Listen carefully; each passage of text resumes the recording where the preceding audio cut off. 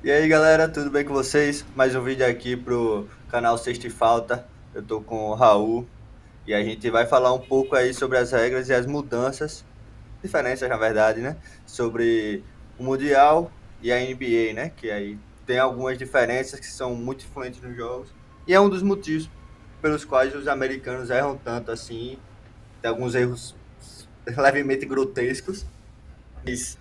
Eles vão se virando, com certeza se dão muito bem ainda assim, basquete é basquete, apesar da NBA ser um outro jogo. E eu vou começar pela preparação dele, tipo, por exemplo, já que ele já sabe que eles erram tanto ali, tem alguns anos de experiência nisso, né? Eles já começam o treinamento com árbitros da FIBA, para estar acostumando com regras, com algumas outras mudanças que a gente vai citar ao longo do vídeo, certo? Então, Arthur, a gente já comentou isso em outros vídeos, mas tem os vídeos dos treinos dos coletivos dos Estados Unidos no YouTube. E aí é engraçado você ver, os árbitros que eles contratam já são aplicando as regras da FIBA, então é bom, é engraçado. Mas é isso que você falou, além das regras, aí você falou, continua sendo, apesar de ser diferente, eles são bons em basquete também, né? Então, mas Às vezes não parece, né? não parece, mas eles são bons também em basquete. Às vezes surge a Lituânia, mas eles são Com a bons em Letônia. basquete. A Letônia fez raiva, tá? Pra todo mundo. Verdade. A gente vai comentar mais no podcast que vai sair nesses dias também. Um pouco mais sobre a Copa do Mundo.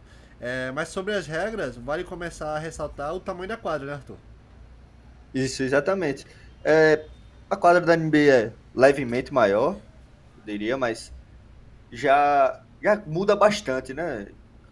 Jogou quadra pequena, quadra grande, sabe que, pô, tem time que já sabe disso com quadra menor. Aqui no Brasil, por exemplo, né? Quadra menor já marca uma zona que já fica mais difícil, a quadra fica mais apertada, não tem tanto espaço. Esses poucos centímetros ali, pô, meio metro, para um lado, para o outro, 1 metro, pá, não sei o quê, faz muita diferença no jogo e pelo estilo que é jogado na NBA, né?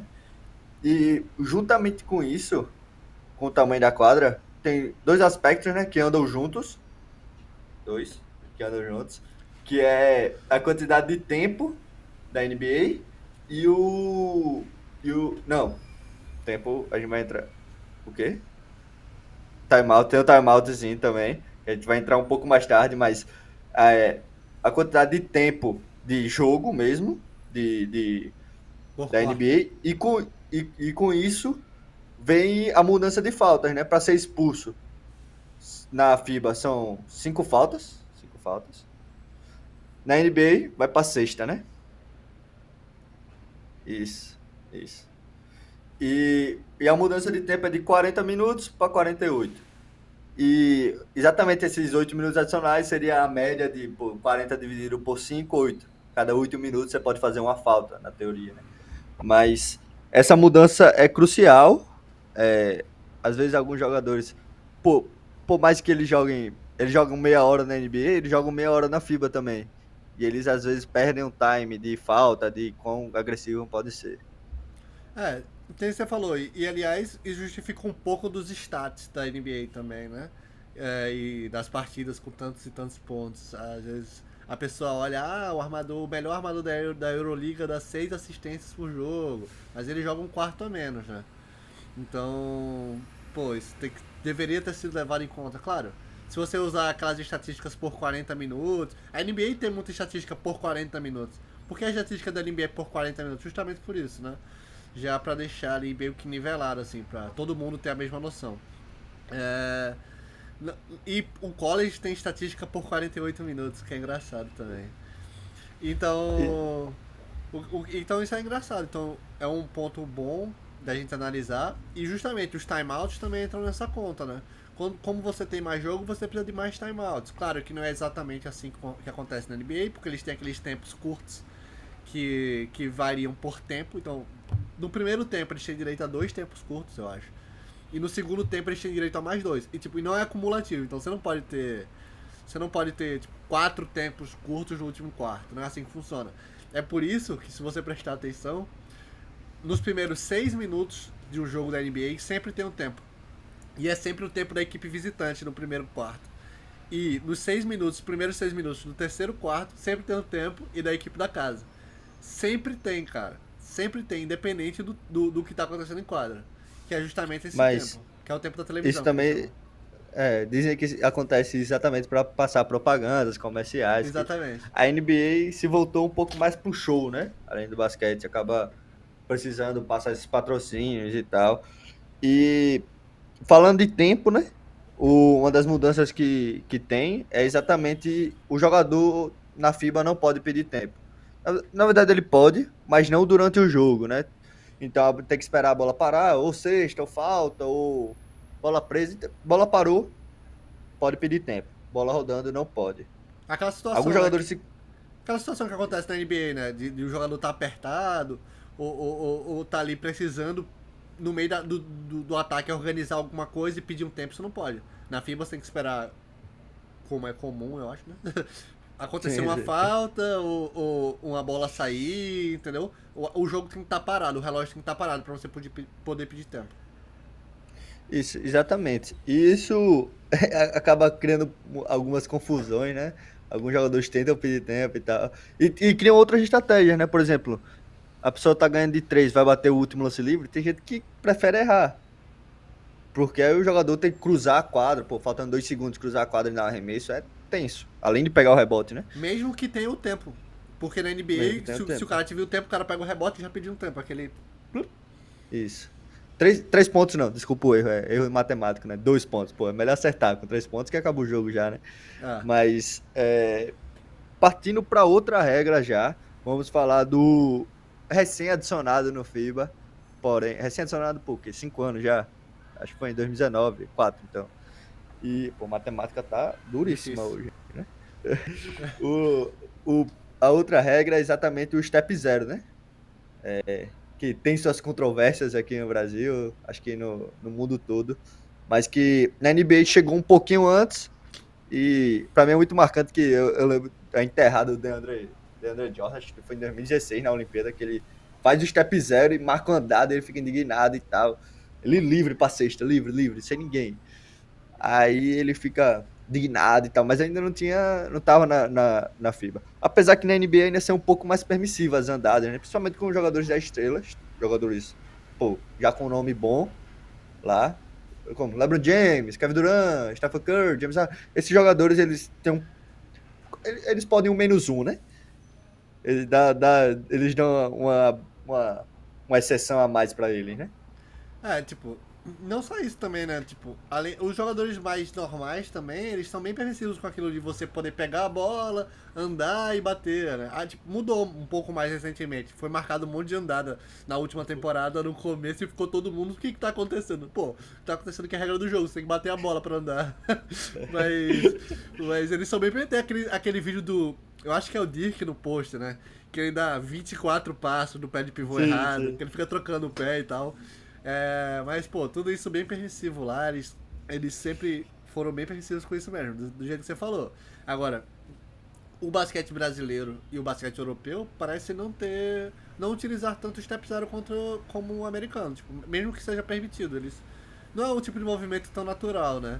Então eu acho que o resto do mundo já tá entendendo quando é pra usar o step zero ou quando não, porque o step zero não é como se fosse um passo a mais e ao mesmo tempo, em várias situações, é. Então, tipo, você tem que saber quando utilizar, porque senão você vai todo torto pra bandeja, porque você não tá acostumado. Você não aprende ele, porque justamente isso. Ele não é um passo a mais, entendeu? Ih? Aham. Acidentes aí domésticos, né?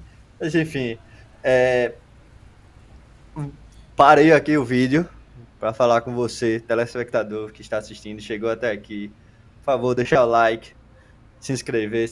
Se você chegou até aqui, você está gostando, fala a verdade. 9 minutos de vídeo. E, pô, por favor, né? E fortalecer a gente aí. A gente passou por uns problemas técnicos aí, mas estamos voltando a fazer vídeo. Estamos voltando a produzir conteúdo. E é isso. Muito obrigado. Já passando para a próxima bola, algo que é extremamente importante, acho que é a regra que eu acho que mais impactante para mim, que muda, que é os 3 segundos de defesa, né? A NBA acabou banindo os 3 segundos. Acho que já faz um certo tempo isso, né? Acho que eu não conhecia a NBA sem os 3 segundos. Não, com certeza não conhecia, mas. É, e e simplesmente não permite o jogador de defesa ficar 3 segundos dentro do garrafão. O que isso acontece? Pô, raramente você se vê defesa zona na NBA. Eles acabaram fazendo isso para deixar o jogo mais rápido, né? E tirando os pivôs grandes do dentro do garrafão, permite mais enterrada, permite mais jogada bonita, mais espaço. Isso tudo influencia diretamente no jogo. É algo, pô, bizonho, bizonho. Um jogador como o. Apesar de ter feito a Copa do Mundo não tão boa, né? Mas um jogador como o Rudy Gobert seria o rei da NBA, basicamente. Apesar de já Já conseguir fazer um foi, impacto grande. É, já foi várias vezes defensor do ele. ano, mesmo assim, né? Acho que foram 3 vezes. 3 ou 4. Mas enfim, com essas regras de 3 segundos, eles. Pô, ele ia merecer o salário, o contrato que ele tem, né? Basicamente. E isso muda bastante. A gente vê alguns jogadores que tem um impacto muito maior na defesa. Acho que a gente pode tirar até mesmo pelo Caboclo, que é um cara que ele se apoia bastante nos 3 segundos, ele consegue flutuar. A pessoa chega, mas esses segundinhos, esses centímetros que a pessoa chega um pouco antes, por causa dos 3 segundos, é extremamente importante para a defesa. Não, com certeza. É isso mesmo, você falou. O Caboclo, ele não precisa ser. Ele tem todo o biotipo do Tetocumpo, mas ele não tá na NBA. Por quê? Porque ele não é tão rápido quanto o Tetocumpo, então ele não consegue cobrir tão bem como o Tetocumpo faz. Mas quando você bota na FIBA que ele não precisa correr tanto espaço para cobrir, cara, ele cobre tão bem quanto qualquer um na FIBA. Então, tipo, é uma diferença boa. E juntando isso com o que você tinha falado já sobre o tamanho da quadra, é interessante perceber que uma quadra maior ajuda quem corre em contra-ataque. Porque fica mais difícil para você fazer o balanço defensivo. Os seus atletas mais pesados têm que voltar, têm que correr mais espaço. Então é sensível a diferença. Para quem joga basquete em qualquer nível amador, já deve ter percebido isso. Joga 5 contra 5, quanto maior a quadra, mais fácil fica de ficar aqueles contra-ataques 2 contra 1, 3 contra 2. Quando a quadra é menor, a ajuda tá sempre lá. Já todo mundo já recompõe rapidamente. Então, isso é uma coisa interessante de notar. E você vê que a NBA, como você falou, caminha para querer mais ritmo, né? Um ritmo mais alto. Para ver os times correndo, justamente para esse aspecto comercial, né? De poder enterrar. Esses 3 segundos também ajudam aos jogadores poderem enterrar, esse tipo de coisa. Agora, outro ponto que é muito importante, que pouca gente está falando sobre, é Pouco sobre se a, fala. é sobre a defesa, sobre a permissividade do hand check, né? Não só o hand check, porque o hand check já ajuda o defensor a deixar a mãozinha ali na cintura do atleta, a poder dar aquele contatozinho um pouco a mais, mas a permissividade do contato físico da FIBA ajuda muito a defender a bola de três, pô. Você pode sair colado de um corta-luz, você pode chegar junto do atleta. Você não vê os atletas cavando aquelas faltas que eles cavam na NBA, na FIBA. Porque aquilo ali vai ser falta do atleta, do atacante. Então, pô, ajuda muito. É por isso que você vê percentuais de 3 estão mais baixos na FIBA. Uma das explicações também. Claro, a linha de 3 é mais perto e eles chutam menos. Por quê? Porque eles são melhores defendidos. Quando permitiram um pouco mais de defesa na NBA, foi aquela temporada que começou o Lillard, o Bill, o Trae Young, tudo arremessando mal pra caramba. Foi agora recente, depois da pandemia, né? Isso, exatamente. E vale ressaltar aqui, só voltando um pouquinho, dando é, os 3 segundos de defesa, certo? Os de Isso. ataque na NBA ainda não é permitido, certo? É, igual na FIBA. 3 segundos de ataque é É infração. igual da FIBA. Exatamente. Essa permissividade na defesa, eu vi hoje o jogo Canadá e Eslovênia, né? Apesar de, pô, ter um espacinho ali pra ver. E foi o Luka Doncic hoje chorou pra arbitragem exatamente por causa disso. Eram faltas? Pô, ele falou que o árbitro comentou com ele. Lembrando que hoje o vídeo a gente tá fazendo hoje, quarta-feira, né? No dia do jogo. Então, no dia do jogo, isso. E aí ele comentou que o árbitro falou que não ia marcar falta porque ele tava reclamando muito, certo? Aí também entra em outros já, como as estrelas da NBA são protegidas e tal e tal. Esse é outro assunto, né? Talvez para outro vídeo. Mas a permissividade no basquete FIBA é muito maior. Pô, é contato mesmo. Tem esse hand check que, pô, basicamente é você botar a mão na cintura, assim. Você não pode empurrar, mas você pode segurar, entende? Isso ajuda bastante. Inclusive foi o que permitiu basicamente essas regras todas, deixaram o Antetokounmpo de super estrela de imparável para Brasil conseguir marcar ele. Uhum. Que não é da seleção mais forte, mas pô, ele fez nada, ele Uma sensível acaba diferença, né? isso. É um jogador totalmente mais acessível para defender ali, tipo, tem Continua tudo sendo um isso. jogador monstro, né?